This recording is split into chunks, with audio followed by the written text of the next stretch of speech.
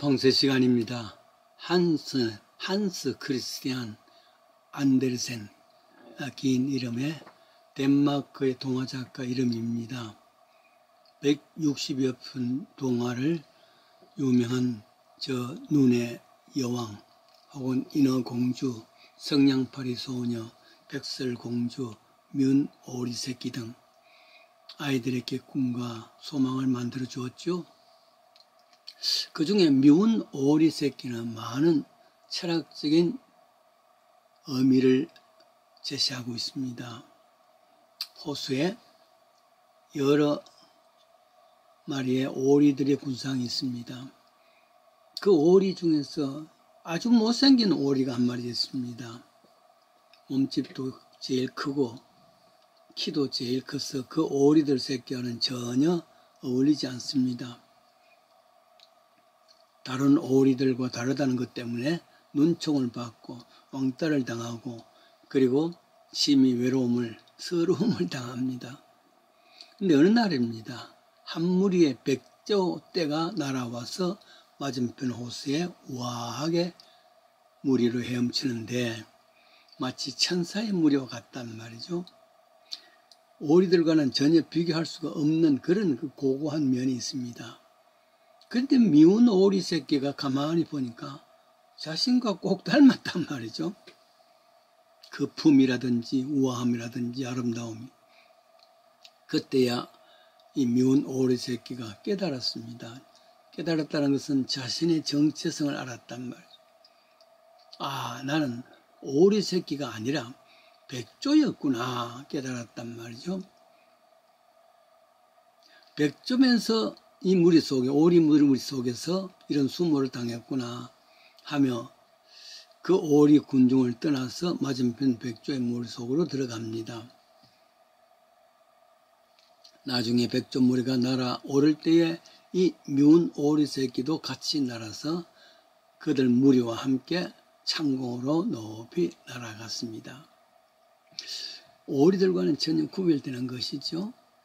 예수를 믿는다는 것, 그것은 신분이 바뀌었다는 것이고 예수를 믿는다는 것은 자기의 정체성을 확인하는 겁니다. 육신의 자녀가 아니라 하나님의 자녀라는 신분을 변합니다. 믿는 자의 정체성입니다. 그렇다면 첫째, 하나님의 자녀의 신분을 알고 당당할 수 있어야 되죠. 둘째는 자신이 하나님의 자녀니까 하나님의 자녀의 신분에 걸맞을 수 있는 생활 윤리가 따른다 그 말이죠. 자존심 혹은 자긍심입니다. 탕자의 비유는 아버지 품으로 돌아온 둘째가 그 아들의 신분 변합니다. 돌아와서 어떻게 살았을까? 한국의 전래 동화는 대부분 그래서 잘 먹고 잘 살았단다. 이거로 끝나는데 탕자가 그 이후에 잘 먹고 잘 살았다 끝나는 것이 아닐 겁니다. 돌아와서도 어쩌면은 계속 주눅 들고 탕자 시절의 버릇에 따라서 살았는지 모릅니다. 왜냐하면 자기의 정체성을 아직 모르고 있기 때문에 자기의 신분을 아직 모르고 있기 때문에 그랬을 거라 합니다. 자신의 신분을 알지 못하면 복된 삶을 살 수가 없습니다. 왜냐하면 자신이 아버지로부터 완전히 용서받았다는 사실을 모르고 있습니다. 그러면 어떻게 삶을 살까 말이죠. 신분은 회복됐는데도 당사자는 아직도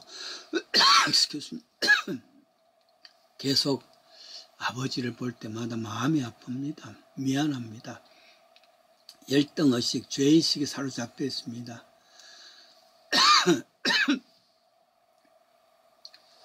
부중한 아버지와 같이 앉을 수 있는 한상도 있고 침대도 있고 다 할 수 있는데도 불구하고 짐승이 살고 있는 마구간에서 있고 하인들이 먹는 그 음식들 그 자리에서 하인들과 같이 먹고 이런 돌아온 자의 자존심이 회복되지 못했단 말이죠. 당당함과 조금은 뻔뻔함이 있어야 되는데 그러지 못했습니다. 에베소서 2장 3절입니다. 전에는 우리도 다 그 가운데 진노의 자녀였다. 그러나 이제는 하나님의 자녀요 하나님의 권속이며 시민이다.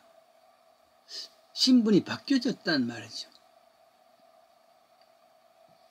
그러면은 당당함이 있어야 되는 줄 압니다.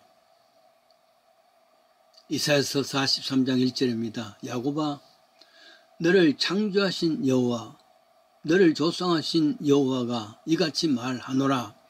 두려워 말라. 내가 너를 구속했고 내가 너를 지명하여 불렀나니 너는 내 것이다. 하나님이 정적으로 나에게 우리에게 정체성을 부여했습니다. 그렇다면 당당함이 있어야 되는데 돌아온 탕자가 아버지 볼 때마다 아버지여 저는 하늘과 아버지께 죄를 지었습니다. 주눅든 듯이 노상그러면 아버지가 기뻐할 수 있을까? 그리고 이 탕자가 마음에 편안히 있을까? 없단 말이죠. 이 집 아들로서의 특권을 줬습니까? 그 특권을 되찾았다는 뻔뻔함이 있어야 된다. 미운 오리 새끼가 아니다. 백조다. 다르다. 그 신분 맞게 특권을 가질 수 있어야 된다.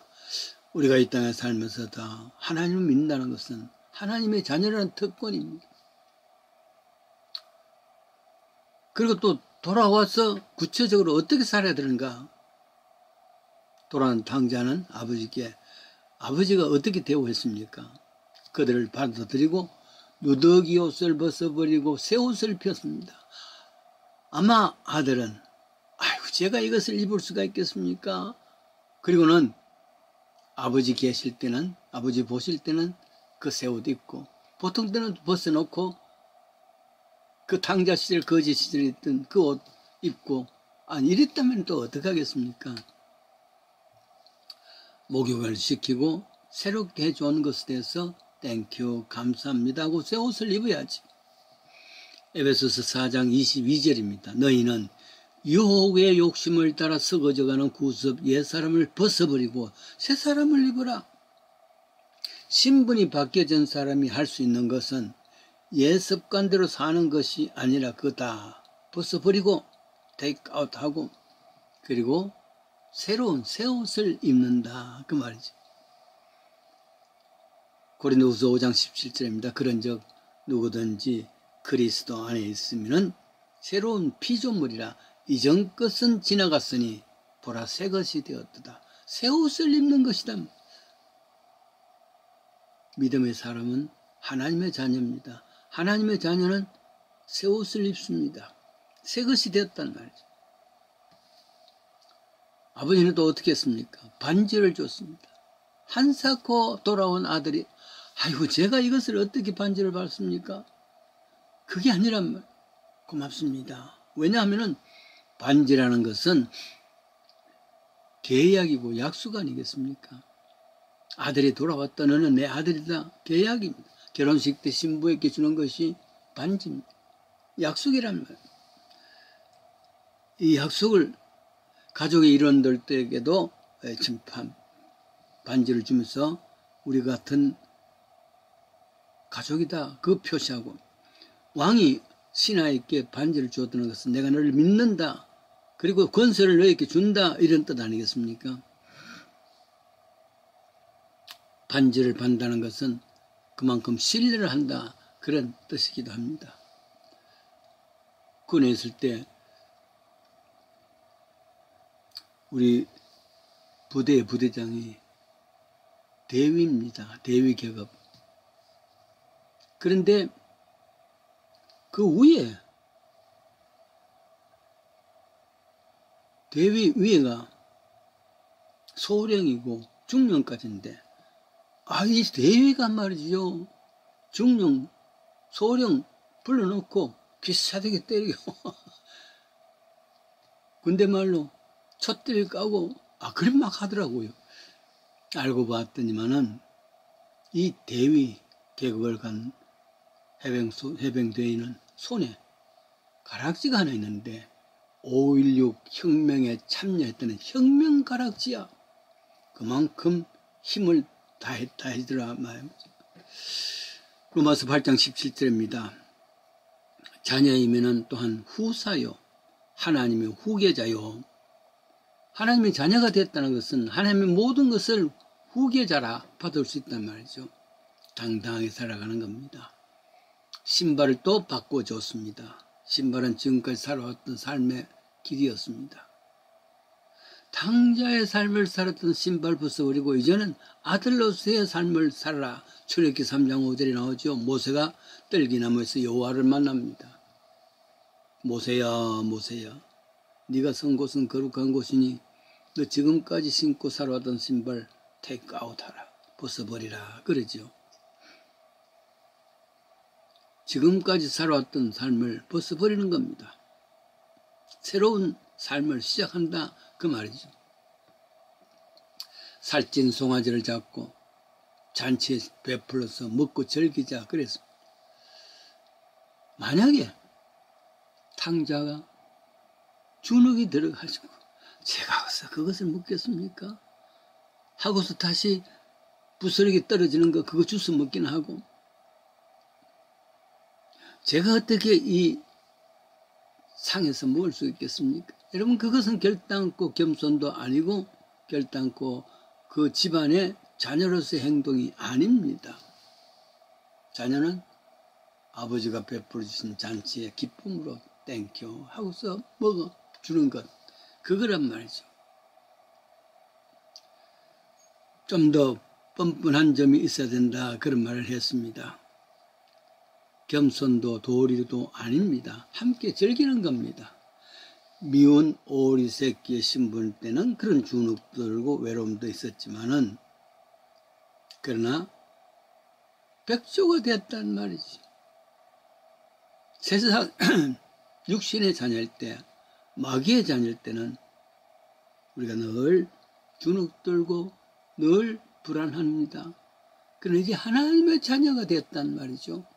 신분이 확인된 데 그 정체성이 나타났으니까 조금은 당당하고 하나님께서 우리에게 주시는 그 은혜를 나눌 수 있고 소유할 수 있는 축복이 있기를 원합니다.